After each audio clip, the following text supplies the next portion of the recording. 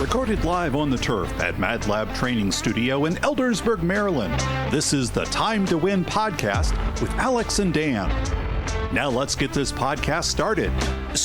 So Dan, here we are. Here we are. I guess it's time to win, so I'm going to go ahead and crack open a Jocko because it's time to win. And Jocko, hey man, if you're out there listening right now, love to have you come on the podcast. I understand you cut a deal with Chris Pratt. Okay, good luck with that. That's all I can say. Pratt has never been on the podcast, so. But he wants to be, I hear. Yeah. So I'm going to go ahead and dose up here on a little Jocko. And yeah, I already had mine while I was training earlier. Smart move, Dan. My group got the whole caffeine shock in the middle of it. Okay, so Dan, I came in and like I always do, I front-loaded you with a question. You did. On Tuesday, and I didn't tell you what the question is because you never want to know. You like to come in cold. I do. And run with it. But I also hit you with a comment this morning. Like, the one guy I don't want on the podcast is David Goggins. Right? That's a hot take, yeah. Like, really?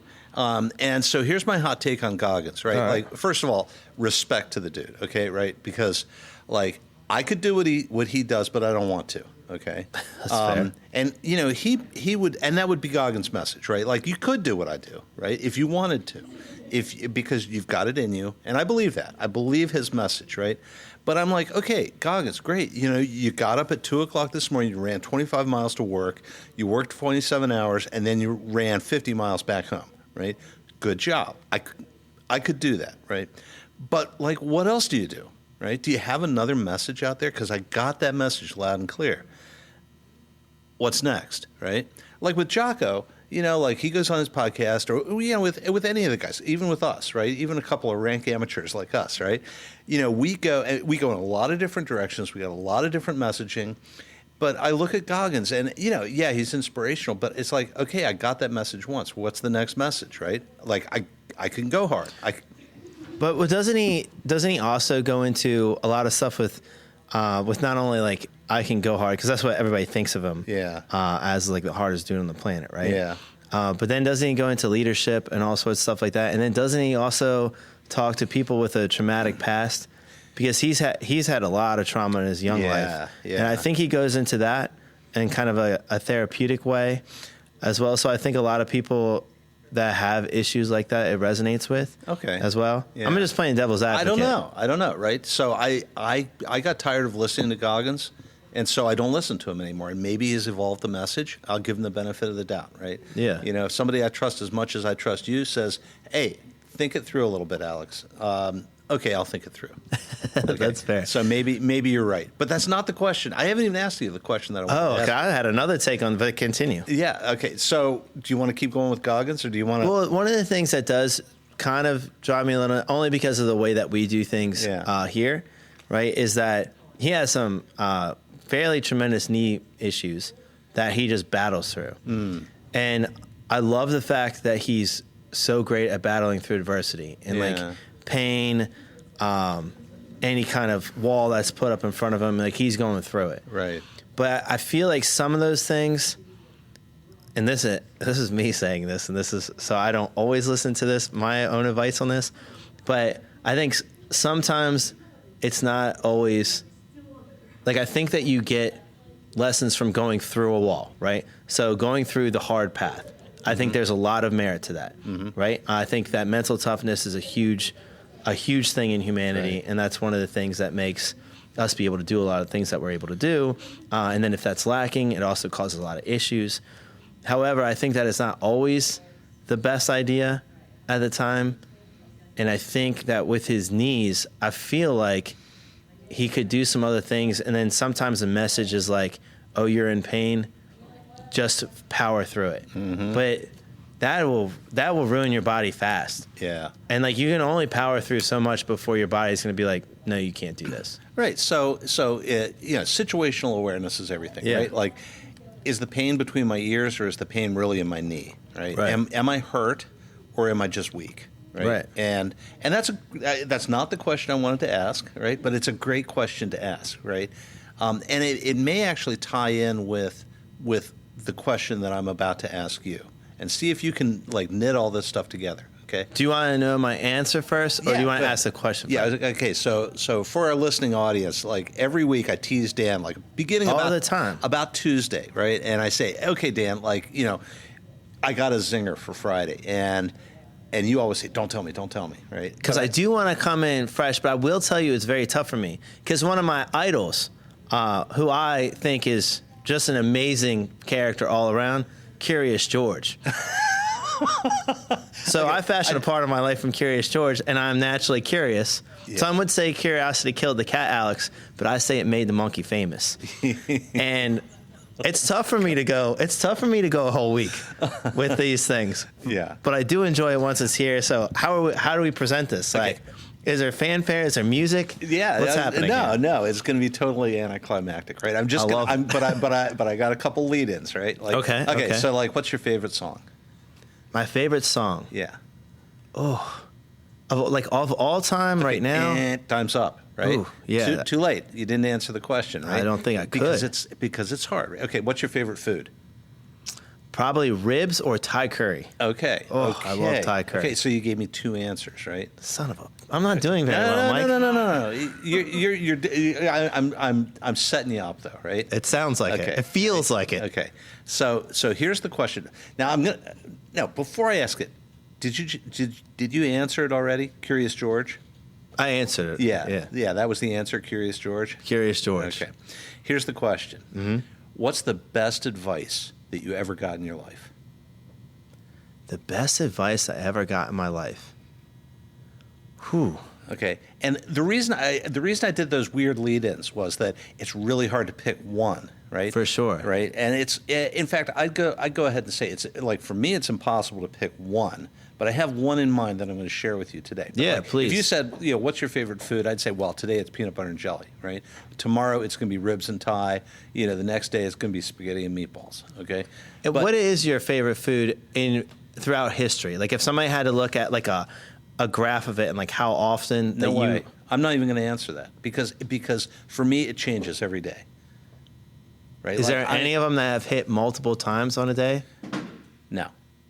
It's been different every day of your life. Almost every day. Like the music choices. I believe that just because of the music choices. Right. I wouldn't normally believe that in somebody, Mike, but I do with Alex. So like my wife, she loves to listen to classic rock, right? So she goes to that classic rock station and there's 100 songs on the playlist. Right. And it's, they're all great songs, but they were really awesome to listen to like the first 10,000 times you heard them. But I'm tired of that, and that's what happens with me. I get so tired. You're a big new experience guy. I am, yeah, big time. And I'll tell you the best advice I ever got, and then we can talk about it. But if you ask me again tomorrow, it'll probably change. Okay.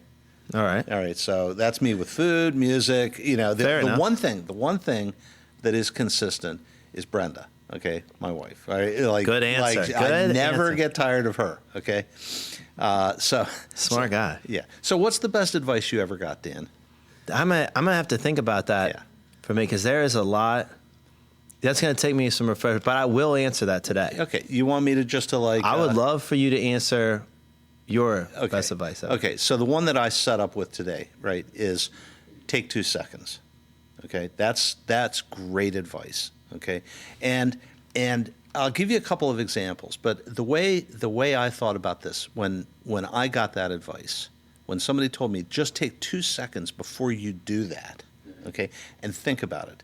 Make sure that you know that your intentions are correct and that you understand the outcomes and that you've had a second to just reality check everything. That's okay? probably very good advice. All right. It was super advice, gold, okay, because the launch nukes button is right next to the make coffee button, right? And so make sure, before you punch that button, make sure that you're pushing the make coffee button. Yeah. Do you just need a little wake me up, or do you need to destroy humanity? Right. So that was good advice. Question I ask myself every day. I know, right? Before I take that next shot, take 2 seconds. Do I need this next shot? Or before I throw that punch, or before I pick that thing up, or before I hit send on an email, take 2 seconds and just ask yourself, am I doing the right thing? Right? And I think that that's going to save people a lot. It certainly has saved me a lot of anguish, right? Yeah. And I think about the things that I regret in my life are usually things that were done in haste, right? Done in the passion of the moment, right? And to take 2 seconds, believe me, Dan, it doesn't take 2 seconds of passion off the clock. It takes like 10 minutes of passion off the clock by waiting 2 seconds, taking a deep breath. But you don't waste any time with it either, right? Like 2 seconds is like really, it's not much to invest No, it's not. in avoiding World War III, for example. It doesn't right? even make a conversation awkward.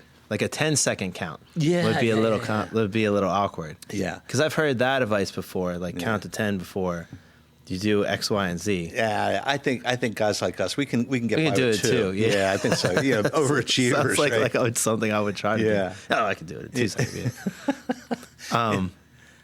I would say that I think that's a great piece of advice because I feel like a lot of issues that people have in life come from just reactivity and just from an emotional moment, right? And then there's a lot of regret afterwards. Yeah. And then some of those things that are said or done can't really be undone or are really difficult to be undone. Right. And then that what you did just like all happened in 2 seconds. Yeah. Where if you would have taken 2 seconds, you could have avoided a lot of regret, Yeah. a lot of issues with Yeah. with other people and stuff. Yeah, totally my point, Dan, right? Like once you launch the nukes, you can't rewind that, man. They're gone, right? Yeah. And you're not bringing them home. right? Yeah, you're not bringing them home because they've already blown up. Yeah. I mean, sometimes you can unsend an email, right? But Yeah, that's tough. Yeah, but You're not kidding though, because I actually have had a couple instances of that, even fairly recently. Yeah. Because things will happen, especially like when dealing with the space and like all sorts of stuff. Sometimes people will do things,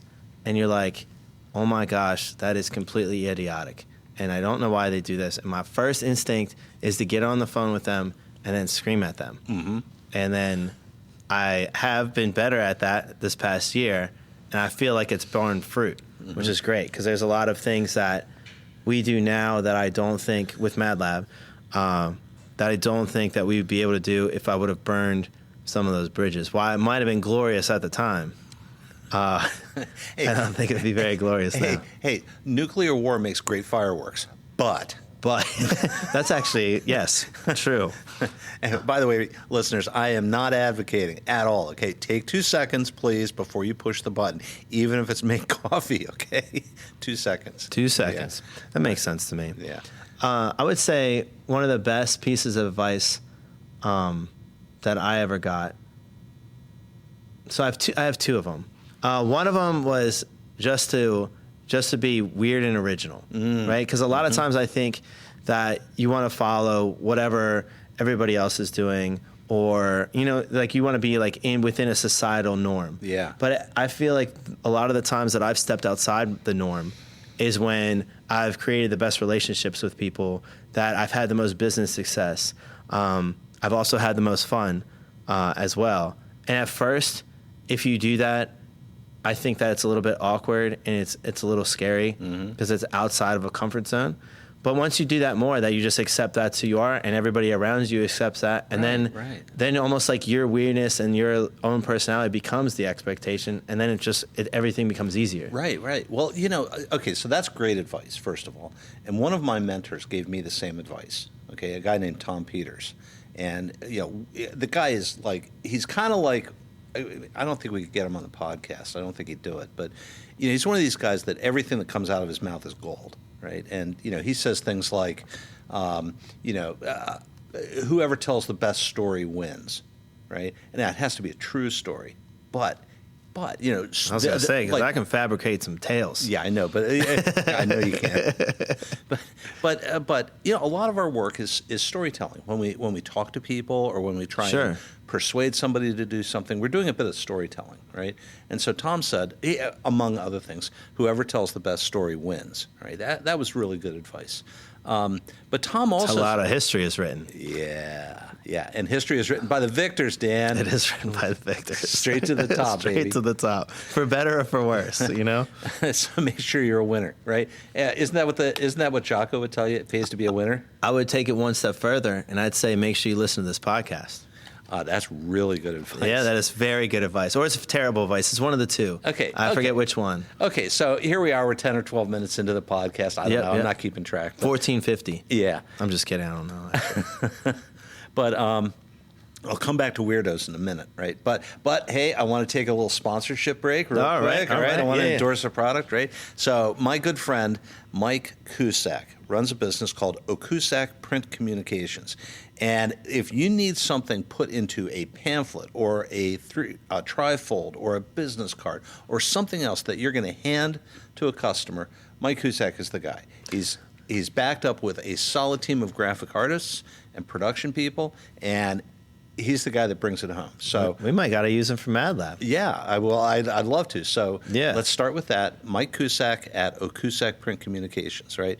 And that's your go-to guy. So I promised him I'd shout out to him today at the podcast. So Mike, I don't know if you'll ever listen to this, but there you go. Mike, you also might have a customer here because we do need people to do print. And it's hard to find good people like that. Okay. So we'll talk afterwards. Okay, he's the best in the business. Hell yeah. 40-plus years, and he knows his stuff. Okay. I'd like to hear that for sure. Right. You want to do any shout-outs here? Well, I always got Adam. You know? I got to shout out Adam. Let me tell you something about Adam. So one, Adam owns CNA Auto right across the street from Mad Lab Performance. Everybody knows where Mad Lab Performance is, so obviously now you know where CNA Auto is. Center of the universe. Pretty much the center of the universe, I would say. You have any kind of engine issues, even if you want to get some maintenance done, oil change, tire change, anything that you need done to your car, you should go to CNA Auto, and they will fix it. They'll figure it out for you. They're honest. Their prices are great, and Adam is the man. Miss Kelly over there sometimes will drive your car over to you. The service there is impeccable. It's awesome. Also, we've talked about the 30-pound sledgehammer I have at home. Oh, yeah. Adam recently gave me a tire from his business, like some used tire, like a big tire. And then I brought it to my house, and I used it yesterday. Did 100 swings on each side, and that tire held up, and it was perfect. And it's better than driving into the ground, especially when it's muddy, and just destroying the side of my tree line. Yeah. Okay, so, and I'm sure the sledgehammer is looking good, too. The sledgehammer is looking the way the sledgehammer should look. It's very muddy. Okay, right. So I have a sledgehammer and like a 400-pound combine tire. I don't have a 30-pound. I have like a 20-pound. Yeah, mine's not a 400-pound combine tire. But I know that when I go out there and I swing the hammer, the sledge goes from rusty to shiny, like in about 100 strokes, right? Okay. Yeah, and I don't know if that happens to you. Mine's not rusty yet, I don't think. Yeah. It is covered in mud, so it's kind of tough. Yeah. It's a cool looking sledgehammer, though, because it's all black. It just looks like a weapon of war. You know, like something like some Norse god would have and swing around. Yeah. Maybe Thor in particular. Yeah. Okay, so take 2 seconds before you swing that one and make sure it's not the war hammer, but it's the peace hammer. The peace hammer. Right? Okay, so... I don't know. I might need the war hammer. So another mentor of mine, I've mentioned him before, Mark Twite. Mm-hmm. You know, he had this operation called Jim Jones once. And Jim Jones, not like Kool-Aid Jim Jones, but kind of like Kool-Aid Jim Jones, right? Okay. GYM, Jim Jones, right? And anyway, Twite, like an incredible thinker. What's Kool-Aid Jim Jones? Am I an idiot? Yeah, no, you're not. Appreciate that. Nicest thing anybody's ever said to me. But not the best advice. I'm sorry. Maybe not the best advice. Yeah. Jim Jones was a cult leader in Guyana. Oh, he was the one with the Kool-Aid that everybody died, the suicidal. Yes, yeah. Okay, yeah. I know what you're talking right, about. Okay. So it was a play on words, right? Jim Jones. I thought it was the guy that played the Kool-Aid Man. Yeah, no. And I was very excited about that. Oh, yeah. Exactly. Kool-Aid Man. Okay, so, you know, Twite, great writer. Is the Kool-Aid Man Macho Man? No. Are they the same guy? Okay, another question for another time. Another time. Continue. Right. Okay, so but Twite had this, he was talking about copyright infringement. Okay. And at the bottom of that little article that he wrote, it's been some years ago, I don't know if you can find it on the internet anymore, but it said peace, but not P-E-A-C-E, peace. It was a picture of a handgun and it said peace, P-I-E-C-E, or P-E-I-C-E. Little different connotation. Yeah, right? So anyway, be careful. The launch nukes button and the pick up your piece button is right next to the make peace button. Okay, so That's too many buttons for me here, Alex. there's only two. I'm right? going to get in trouble. There's only 2 buttons in life. Take 2 Dan, seconds. Take 2 seconds because there's the right button and the wrong button. Okay, make sure you push the right button. Take 2 seconds. So getting back to weirdos, though. Yes. My one of my mentors, Tom Peters, he said, I need a mentor. You have so many mentors in your life. You already do. Like Adam is a mentor. All right. Wolf Dog is a mentor. You're kind of a mentor, I'd say, Alex. Wolf Dog is a mentor. I don't know. She could be. Maybe not. Yeah, maybe not, especially in her current groomed state. But Tom Peters said, he's a business leader, right? He wrote a book some time ago called In Search of Excellence. Okay. I think you told me about that. Yeah, and so Tom says, hang out with weirdos. Okay, hang out with the people that don't fit in. Hang out with the people that come up with crazy ideas. Okay. Create an aisle of misfit toys. Yeah, so to speak, because in the end, the misfit toys were kind of heroes at the end of that movie. True. Right? But when you hang out with people that don't think like you think and don't do what you do, you're going to learn something, right? You may learn, I don't want to be like that, but you're going to learn something, right? For sure. And if you're just hanging out with people that talk like you and look like you and think like you and act like you, you're not going to learn anything, right? You're just going to do more of the same. I'm just going to get in trouble. I can't hang out with a bunch of Dans. Yeah. That's not good for anybody. Yeah, it's not good for anybody. But I do agree with you. I think that's important. And I think that's why you should seek out diversity anyway. And that's why diversity is so important. Right? Well, yeah, when we look at a problem through one set of eyes, we come up with one solution. When you get 10 sets of eyes on there, you've got 10 solutions. And you can distill that essence into a much better answer, right? 100%. Like I know, Dan, when I go out and I try and make a decision, like an important decision in my life, when I do it alone, there's a pretty good chance I'm going to get it wrong. Okay? I hear you there. I mean, even if it's a 30% chance that I get it wrong, that's a life decision, and that's not great odds, right? But if I bring in somebody else, if I bring in like Brenda, and I say, hey, I'm thinking about this, she's going to talk truth to me, right? And if I bring in Dan, and I say, Dan, I'm thinking about this, and then Dan's going to give me a little different take on it. Well, then you have a 31% chance of success. I might add a percentage. If I'm already bringing 70% to the table, and Brenda's bringing another 20%. I'm up to 90. If you're bringing 10%, okay, great. I'm going to make. It's almost certain I'm going to make a good decision. Fair enough. And I think that was Tom Peters' point. So that was some more good advice that I was given. That is great advice. Yeah, hang out with weirdos. And let me tell you what, that has never let me down in my life. The only thing that has let me down is hanging out with people that are just like me. And you said it first, right? Oh, I'm going to get in a lot of trouble. Yeah, because then that's what happens, for sure. I would say the other piece of advice that I would pair with that, and the other one that I think is a great piece of advice is, and this is one that was really tough for me for a long time, but it kind of goes into, plays into being weird and not being afraid to be weird and then hanging out with weirdos and stuff, is that no matter what, you're always going to have detractors. Not everybody's going to like you. You're not going to please everybody. Right. They're not going to always agree with what you do. And those should just be core principles that are going to be true. Right. Because and it seems kind of common sense that that's the case, but in practice, it doesn't feel that way. Yeah. When you have detractors and you have people that are saying, oh, Dan shouldn't have done this, or Alex shouldn't have done this, or I disagree with his life choices here and here, then that's tough to get over. Once you get used to it, it does get a lot better. But as long as you start thinking that way and expecting it, I feel like that helps so much more into the other pieces of advice that we just talked about. Yeah, you're right, Dan. We make these decisions, and as soon as the detractor comes along and whispers in your ear, it stings a little bit to hear that feedback, For sure. like you're wrong.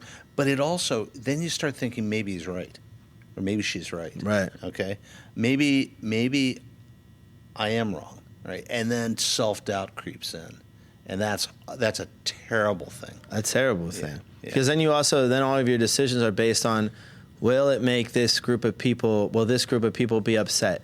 well, this group of people will be upset. And then a lot of times, you know what ends up happening is you don't really do anything at all because you're just so afraid to make a large decision in your life. And I think that holds a lot of people back. You know, I wouldn't say this guy was a mentor, but he was the owner of a company I worked at one time, and we were chatting a little bit, and he said, you know, the only bad decision is no decision, right? You know, like we can probably get it, like, we're not in a high-risk business here. If we make a bad decision, it might cost us a little bit of money, it might cost us some reputation, but that's probably it, right? But if you don't make a decision at all manner of bad things could start happening, right? So now when we start saying, okay, take 2 seconds, and when we say, bring a couple more people in and vet your decision with them, and then do it, right? Make the decision. You know, pretty much the world is going to be a better place. I would agree with that, for sure. If you can keep an open mind and listen to others that are different than you, and then make a decision based on the result and not your own emotions, then I think that would make the world a much better place. Yeah. Now, here's the rub, though. Here's the corollary. Like, sometimes they're going to say that's a bad decision, and they're going to be right. Okay. True. Yeah. And you have to have I don't know. Is it humility? Humility is part of it. The good sense to listen. Right? Yeah. And to say, oh man, you're right. I never thought of it that way. You're right. That's a terrible decision. I'm not going to do it. But you should be able to say that. And see, I think that's another expectation thing. I think that the more ideas that you have, the more you should be aware that a lot of your ideas are not going to be good ones, and you should be fine with that. Yeah. Right? And that should not be afraid to come up with ideas. Like I do it all the time here, and I'll come up with an idea, and I'll be like, hey, what do you guys think of this, this, and this? And sometimes they'll be like, oh, this is great. How about we do it this way as well? And I'm like, oh, that's cool. Yeah. Or they'll be like, actually, Dan, did you think of this, this, and this? And I'll be like, nope, I didn't. Let's not do that then. Right. Yeah, because and I think that's the best way to go because it's the result that should matter, right? Not if it's your idea or somebody else's idea. And even if you go with somebody else's idea, you brought up the decision-making process, and at the end of the day, that you helped fuel that decision, even if it wasn't 100% what you were going to do in the first place. Right. And I think that should be lauded as well. Yeah. So my son calls me up the other day, not Spencer, the other son. Okay, right? the other son. By the way, his name's Wes. If he ever Wes. listens to this podcast, I don't know. I think my kids, they would look at me on the podcast and say, that old man's an idiot. They better start listening. I don't know. But he says to me the other day, oh, man, Dad, this adulting thing is hard. And he's like 30, 32, right? Yeah, this adulting He's thing. right in the middle of adulting. Yeah. Now I'd say he's in the early phase, right? Because, like I'm 60, and I feel like, I'm kind of like, I'm not going to live to 120. I'm probably past the middle, but I don't know, 50, 40. Don't get me started on my argument. Yeah, okay, I know. A different podcast or different episode. Podcast. Different Fair episode. Enough. But he says it's really, really hard. I'm like, yeah, it is. It is. And he says, does it ever get easier? And I said, no, it actually doesn't get easier, but you care less. And that's the thing. You got to get over the hump. And then you don't care. You don't care about your detractors, right? Like you start getting some confidence in your ability to roll with life and to roll with that adulting thing. And you don't care so much. You don't care so much if somebody passes you in the fast lane and, they throw cigarette butts out the window or something. Just like, I'm not going to do anything about that. Right. There's a percentage that's just going to be like that, and that's just the way it is. Yeah. I'm not going to change that. But I told him, it doesn't get easier. So don't ram their vehicle. Yeah, it doesn't get easier, but you care less. Okay, you don't care as much. Okay, so I think that's probably pretty accurate. Yeah. I always it's a little strange to me though every time I think of when people say life is difficult or life is hard, because then my first thought is I'm always like, relative to what? Right. Okay, because great. if something's going to be difficult or hard, it has to be relative to something else. And then what are we relating it to? Death? Is death more? Is like death is a lot easier? Like the afterlife? I guess know. is super simple. I've apparently got no experience in that area yet. But I don't think many people do. And so then that's always interesting to me that people say that. And I'm like, do you mean like your life specifically? Or do you mean like life in general is difficult? And then again, you have to compare it to somebody else's. Yeah. I take a little bit of exception to that though, right? Okay.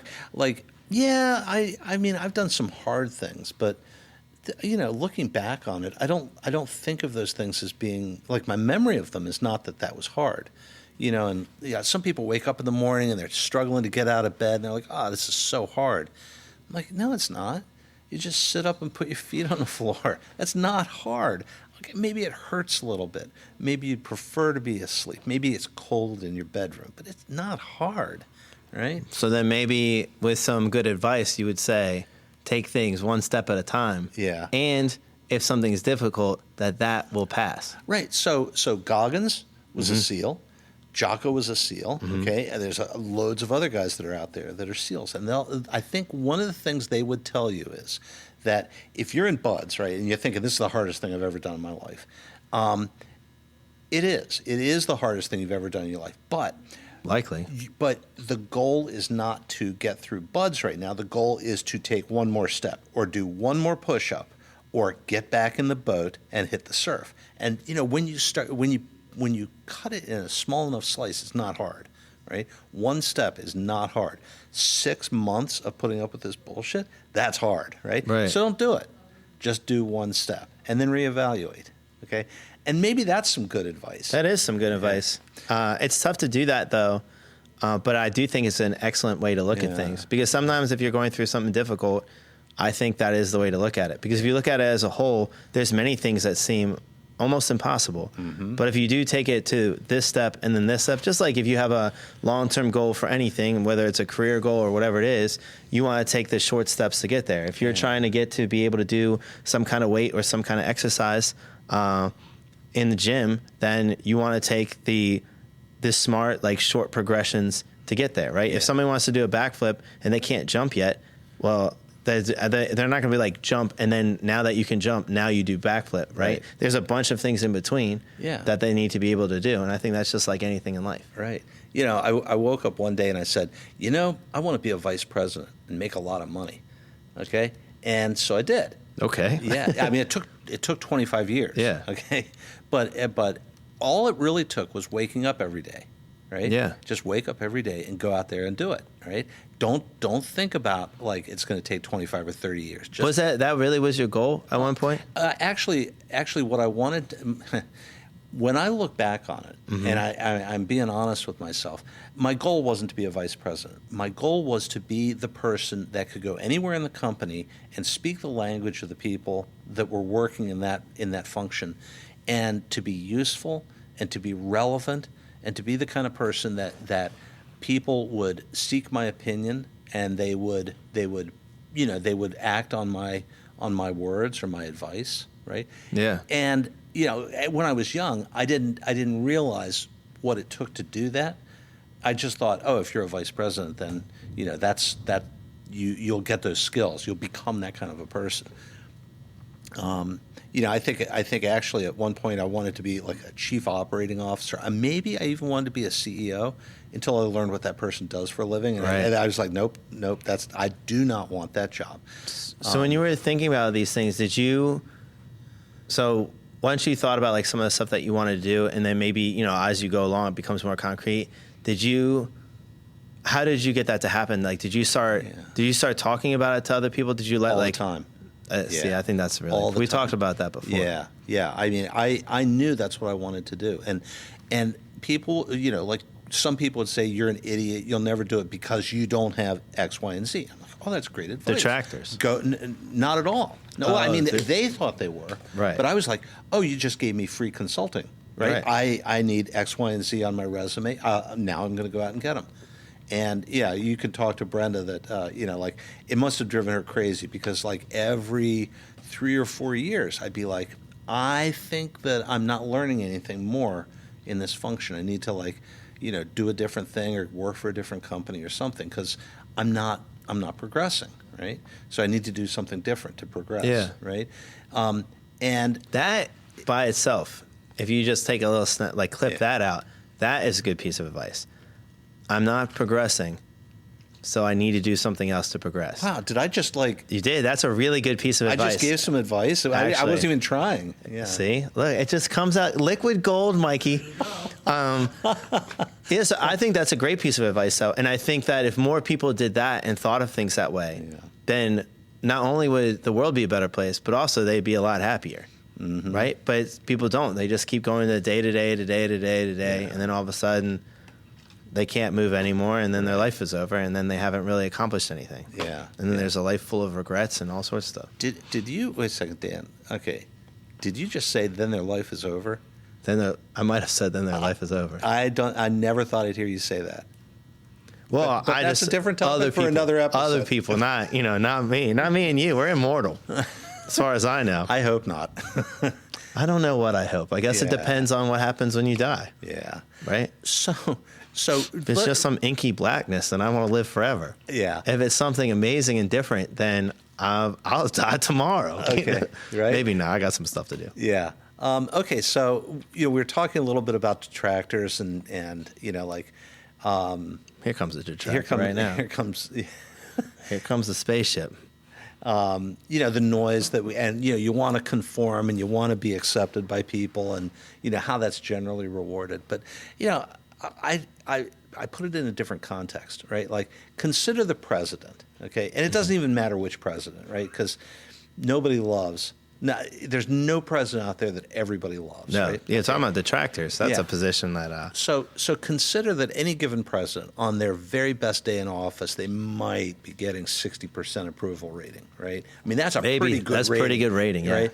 And that means that if it's 60%, that means something like, I don't know. I'll make up a number. You guys can fact check me later. But let's just say that means 100 million people hate you. Okay. Yeah. Right. Or maybe it's 50 million, but it doesn't matter because the number is so big.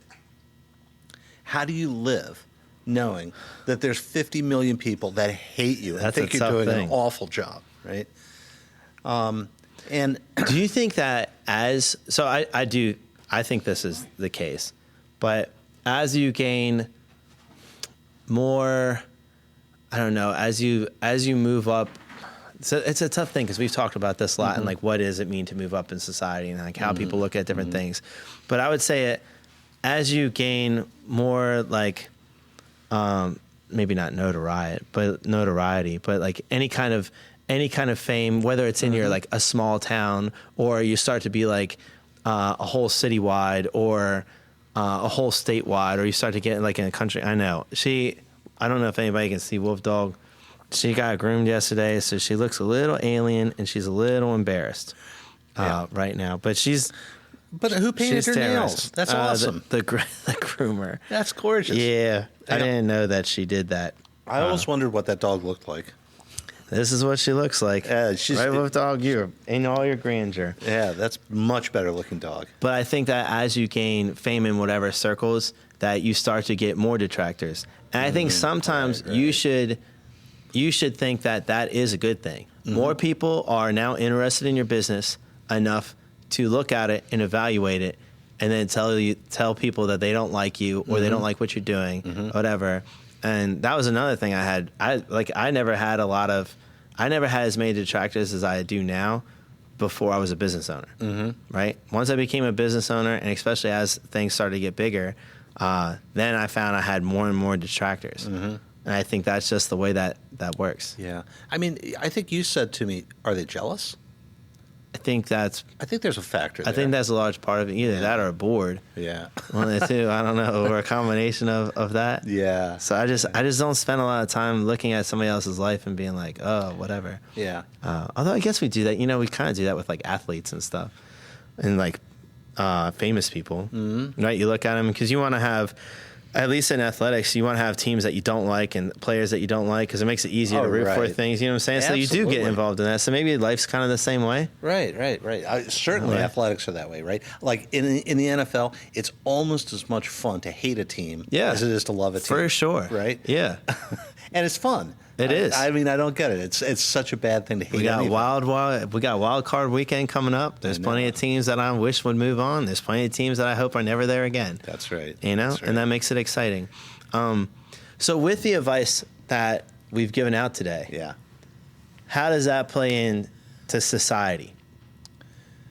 Because we're building a society Alex, how are we going to get a bunch of weirdos together? And then if we do get a bunch of weirdos together and we create a society, let's say we start with like 100 people, we got 100 weirdos. Yeah.